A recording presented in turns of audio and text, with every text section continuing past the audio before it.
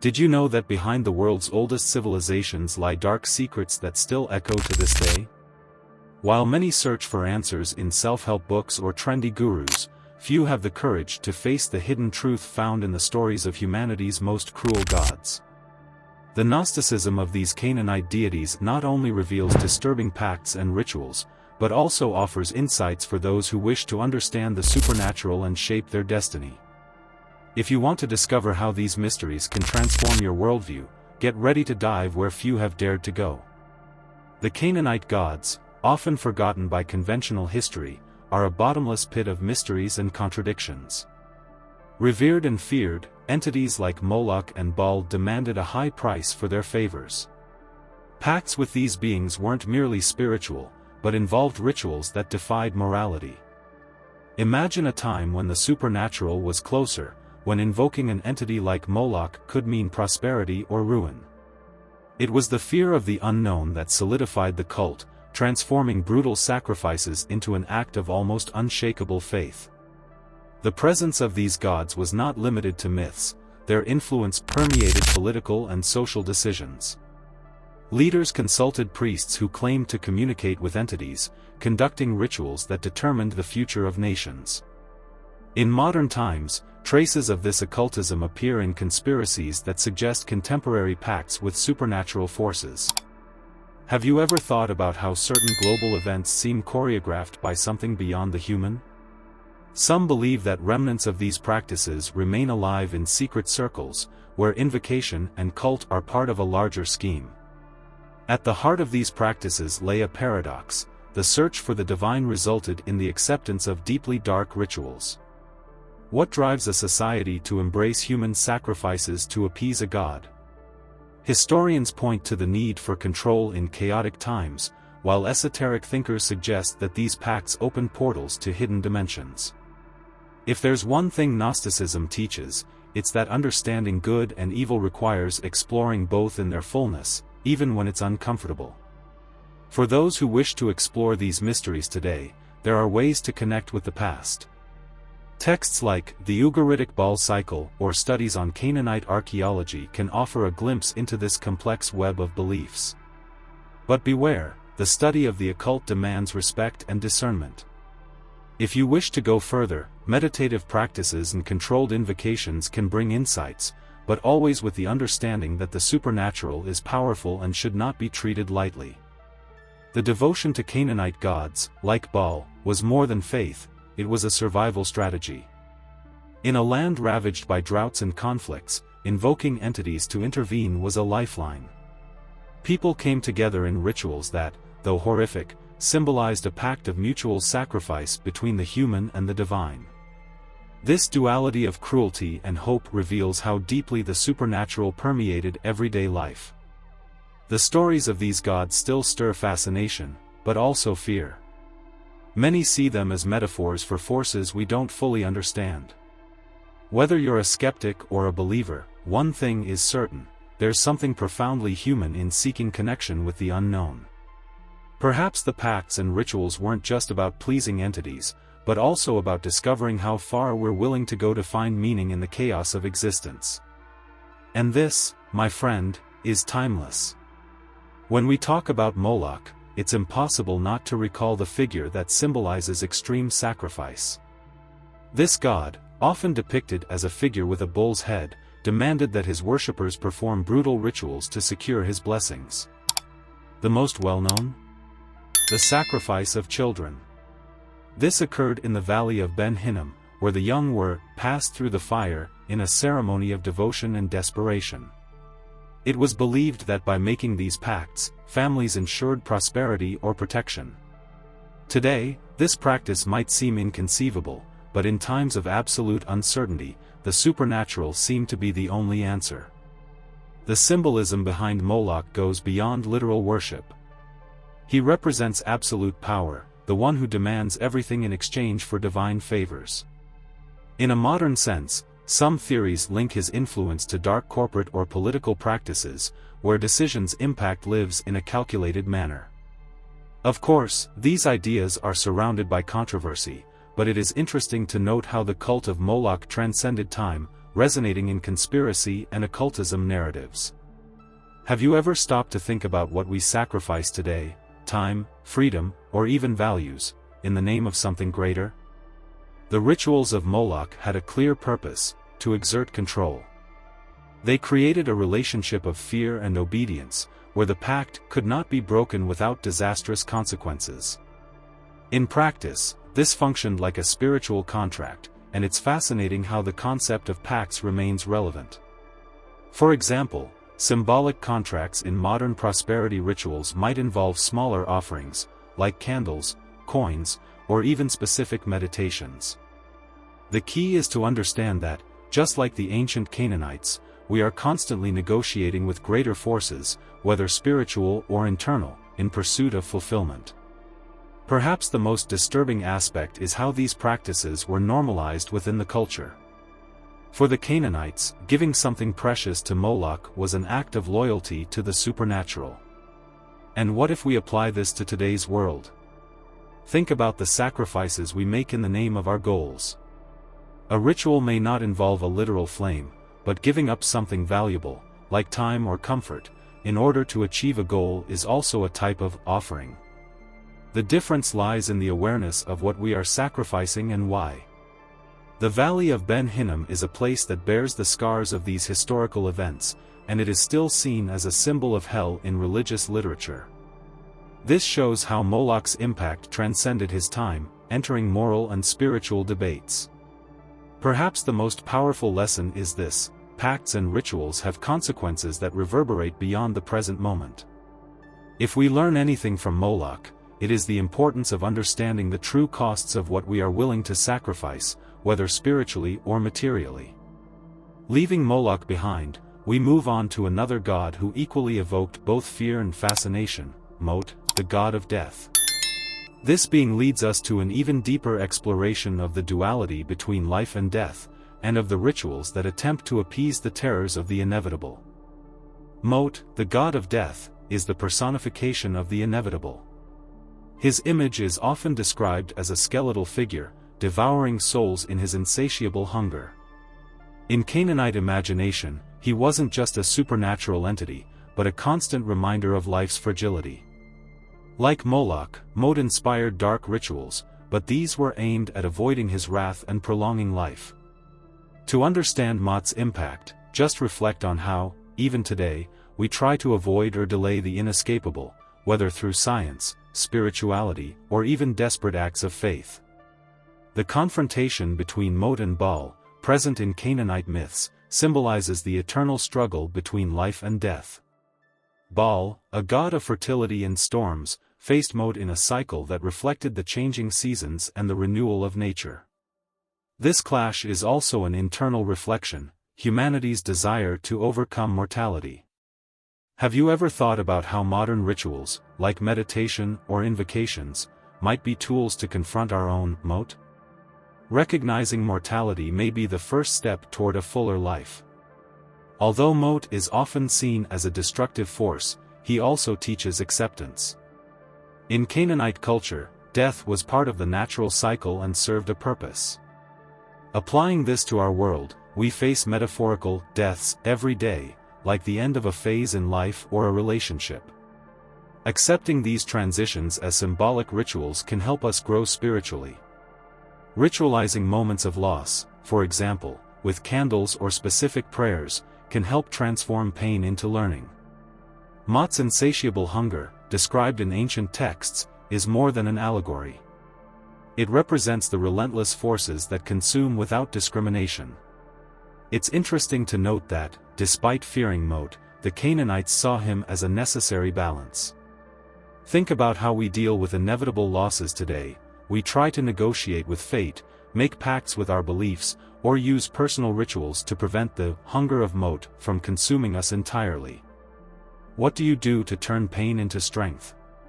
Perhaps it's time to face the fear of loss with the same reverence the ancients had. The worship of Mot also involved symbolism beyond the physical. Sacrifices offered in his name were a way of connecting with the cycle of life and death. Today, this practice can be reinterpreted in our routines. For example, leaving something old behind, like a harmful habit or an object tied to bad memories, can be a ritual to mark a new beginning. How about creating your own rite of passage to celebrate your personal transformations? It's a pact with yourself that could open doors to self-knowledge and spiritual evolution. Just as death takes, it also renews. Moat reminds us that destruction makes way for rebirth. This idea is present not only in myths but in spiritual practices around the world. Gnosticism suggests that embracing the unknown is the path to true enlightenment. Perhaps you can do this now, allowing the old to be released so the new may bloom.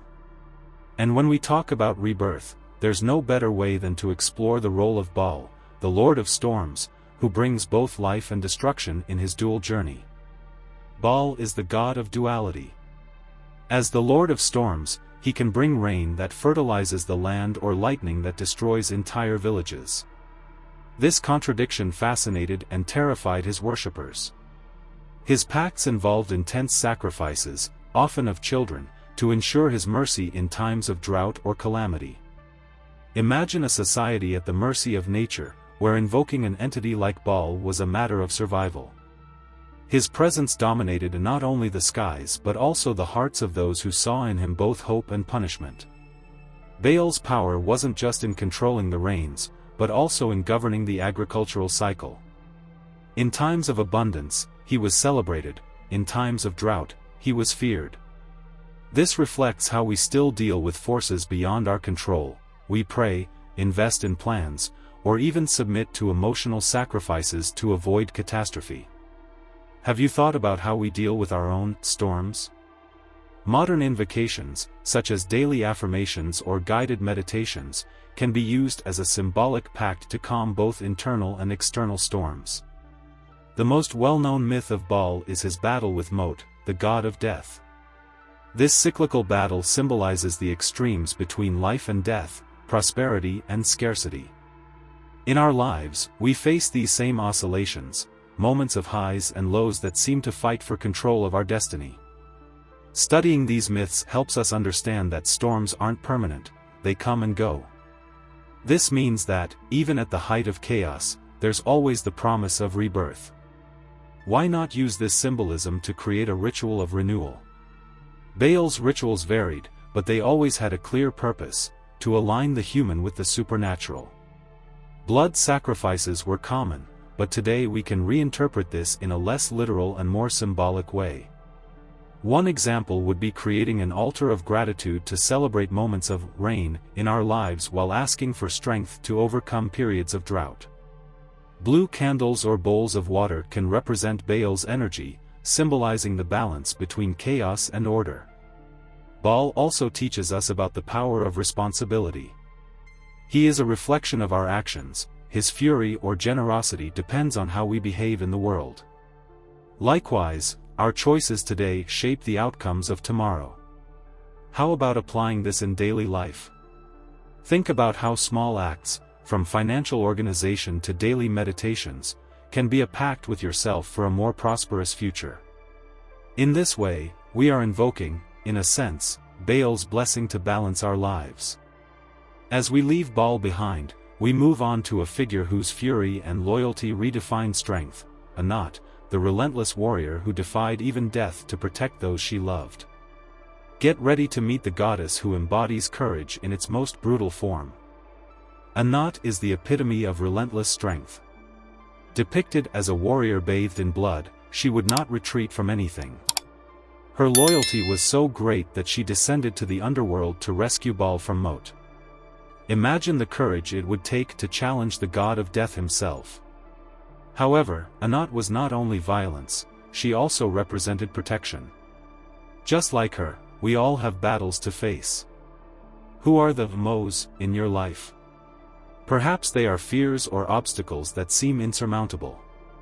Invoking the energy of Anat is a way to seek that unshakable courage. Anat is not just a symbol of strength, she is the very personification of persistence.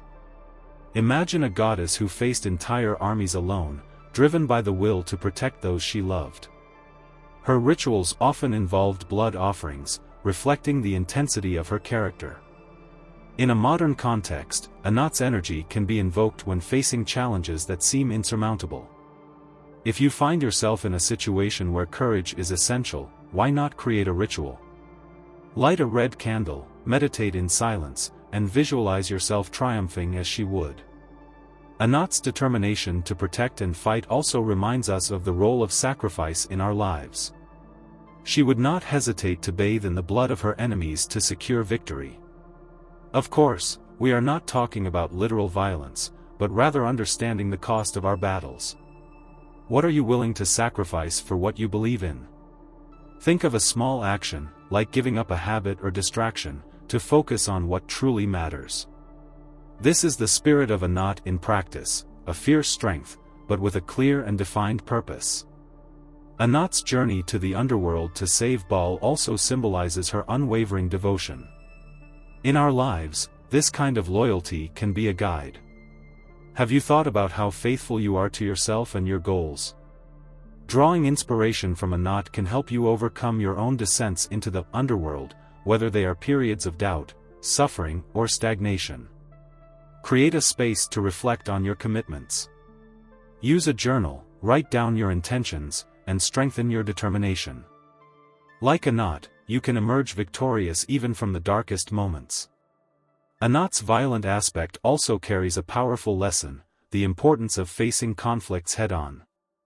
Often, we avoid confrontations out of fear or complacency, but Anat shows us that true strength lies in acting with courage, even in the midst of chaos. This can be applied in your life when dealing with difficult situations, like a confrontation at work or a necessary conversation with a loved one. Focus, breathe deeply, and channel the energy of this goddess to act with decision and assertiveness. As we conclude our journey with Anat, we move on to explore another entity that carries destruction, but in a distinct way: Reshef, the god of plague and war. Get ready to uncover the mysteries of how his presence impacted both the health and spirit of his worshippers. Reshef, the god of plague and war, is an enigmatic figure who combines the terror of disease with the brutality of conflict. He was not only feared, he was an inevitable force. His worshippers believed that only through specific rituals could they appease him and avoid his wrath. Reshef reminds us of the fragility of the human condition, something we still face in pandemics and global crises. Have you ever thought about what you would do to protect yourself and those you love? Invoking Reshef makes us reflect on preparation and resilience, elements that are indispensable in times of adversity. Reshef's rituals centered around the attempt to control the uncontrollable. In times of plague, the Canaanites performed incense offerings, prayers, and even sacrifices to divert the course of destruction. Today, these practices can be reinterpreted practically. For example, taking care of your physical and mental health is a way to honor the idea of protection against the modern Reshef. How about creating your own ritual for strengthening? Adopt habits like meditation, exercise, and proper nutrition to build a barrier against the forces threatening your peace. Reshef also symbolizes war, a reminder that conflicts, both internal and external, are part of life. In the legends, he was invoked both to cause destruction and to bring victory. This can teach us something valuable: facing battles, no matter how difficult, is an opportunity for growth. Think about your own daily battles. What can you learn from them? Maybe it's time to use a journal to map out the conflicts in your life and strategize how to overcome them, just like the ancients planned their rituals for Reshef. One of the fascinating characteristics of Reshef is his connection to the elements, fire and destruction. He reminds us that sometimes, to create something new, we must destroy the old. Think about how this concept applies to career changes, relationships, or habits. How about using a symbolic ritual, like burning papers with what you wish to leave behind, to represent the end of one cycle and the beginning of another? This is the transformative power that Reshef teaches us, even amid chaos. Reshef also reflects the duality between destruction and healing. He can bring plague, but he is also invoked to ward it off. This paradox exists in our own lives. Often, the things that hurt us can also heal us, depending on how we approach them. Applying this to everyday life, think about situations that were once challenging but brought valuable lessons. How can you transform today's challenges into tools for the future? Ruthless shows us that even pain carries within it the seed of recovery. As we conclude our exploration of Ruthless, we reach the end of the journey through the most cruel and fascinating gods of Canaanite esotericism. But the real reflection is, what will you do with all this knowledge? Now is the time to apply and transform the way you view the rituals and pacts in your own life. After exploring each entity, have you realized how the Canaanite gods personify forces that still resonate in our lives? The big question now is, how can you turn this knowledge into action? What fears do you need to face? What pacts can you make with yourself to manifest change? Remember, understanding esotericism and the supernatural is not just about looking to the past, but learning how these concepts continue to shape us today. If you felt that this journey stirred something inside you, leave the word ritual in the comments and declare your intention for change. Don't forget to subscribe to the channel and turn on notifications to continue exploring the mysteries of the occult. Let your transformation begin.